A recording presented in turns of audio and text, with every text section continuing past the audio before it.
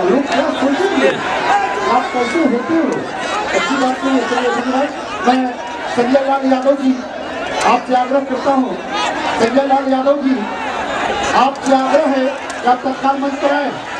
संजय लाल यादव जी आप तत्काल मंच पर आइए। संजय लाल यादव जी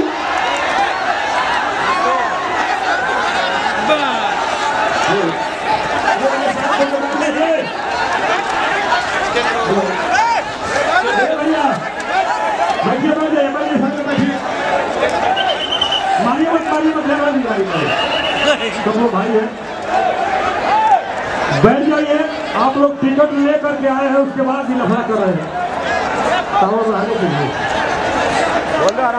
बहुत सारे ही तो चल करके माई हुए रे,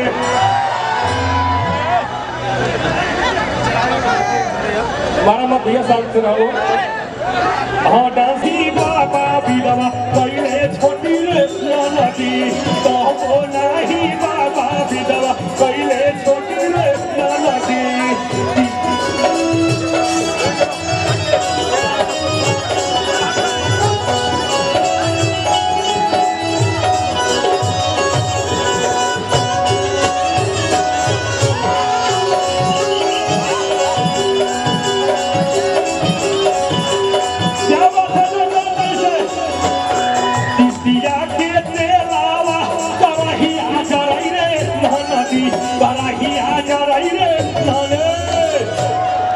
अरे तीसिया के तेलावा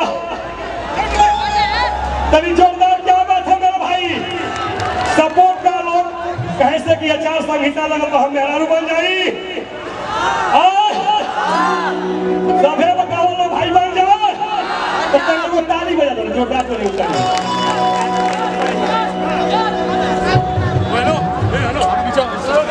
चलो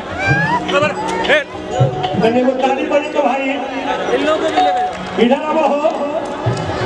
हेलो भाई साहब,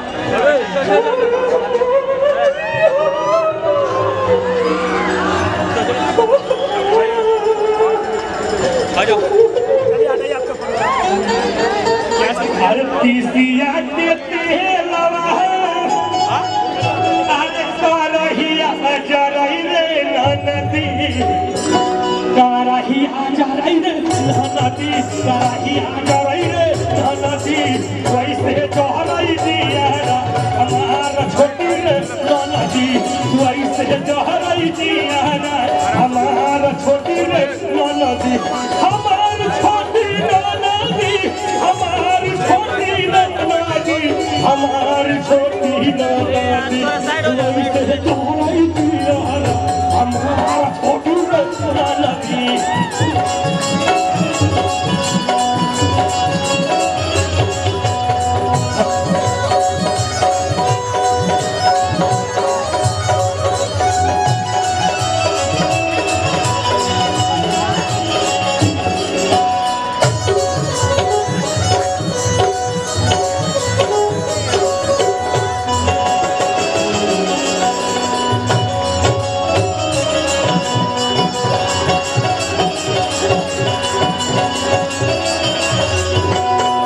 नैहर से ढेर दिना मोहल्ला रहीले, तब हुना बाबा बिदवा ससुरा से कहिले।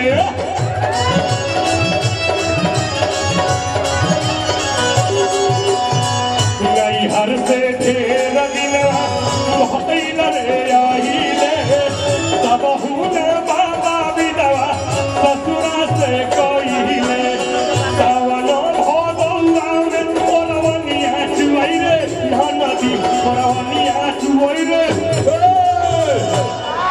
भैया आई लव यू, भैया सेल टू यू।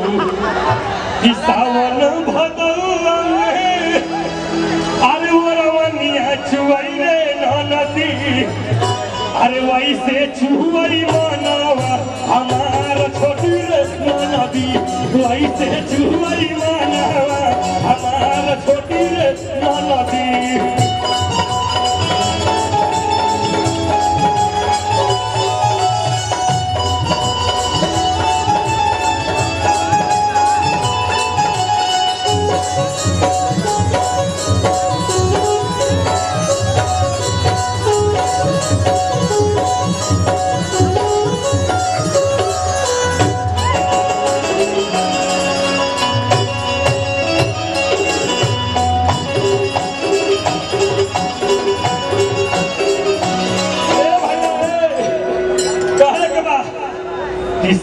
जी सासू जी त दिन पे खाली हर दिन डर कावे अरे सखिया सहेलियन के याद बढ़िया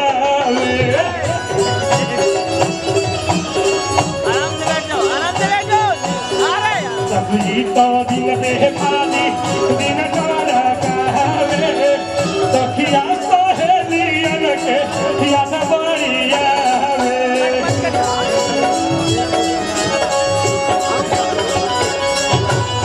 छुट्टी गई बाबू भैया भौजी रे नदी मोरा भैया भौजी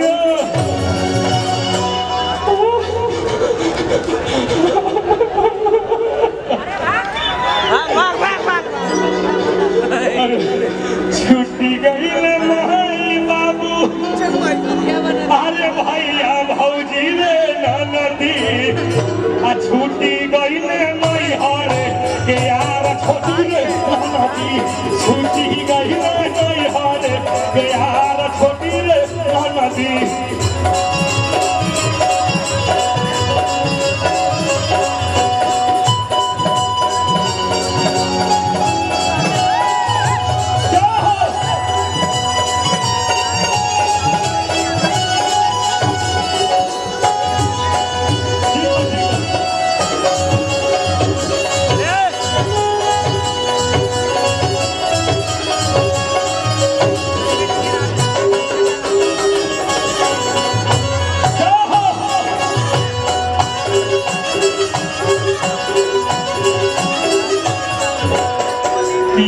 संजय देवरा सही रमा कुसवा भैले सहारा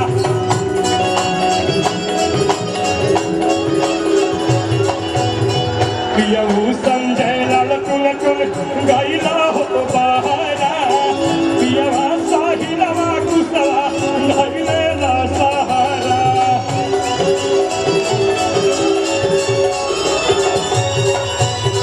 चलवा के ताकेला चकोर जैसे रे नदी चकोर जैसे रे नदी वैसे ताकी नहीं हरवा कियो छोटी रे नदी वैसे ताकी नहीं हरवा कियो छोटी रे नदी वैसे ताकी नहीं हरवा कियो छोटी रे नदी सत नदिया परवा से मोर भैया आइलो रे नदी मोरा भैया आइलो रे नदी वैसे ताकी नहीं हरवा कियो छोटी रे नदी वैसे ताकी नहीं हरवा कियो छोटी रे नदी वैसे ताकी नहीं हरवा कियो छोटी रे नदी वैसे ताकी नहीं हरवा कियो छोटी रे नदी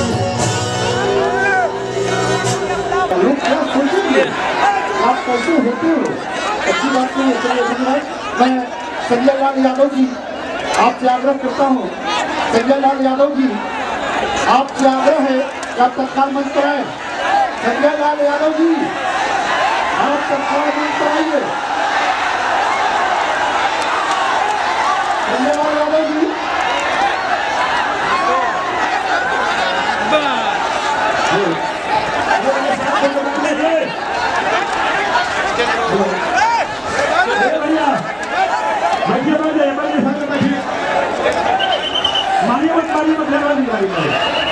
तो वो भाई है बैठ जाइए। आप लोग टिकट लेकर के आए हैं उसके बाद ही लफड़ा कर रहे हैं आराम से क्या सोचेंगे आप कैसे होते हो अच्छी बात नहीं है। चलिए मैं संजय लाल यादव जी आपसे आग्रह करता हूँ संजय लाल यादव जी आपसे आग्रह है कि आप तत्काल मंच पर आए। संजय लाल यादव जी आप तत्काल मंच पर आइए।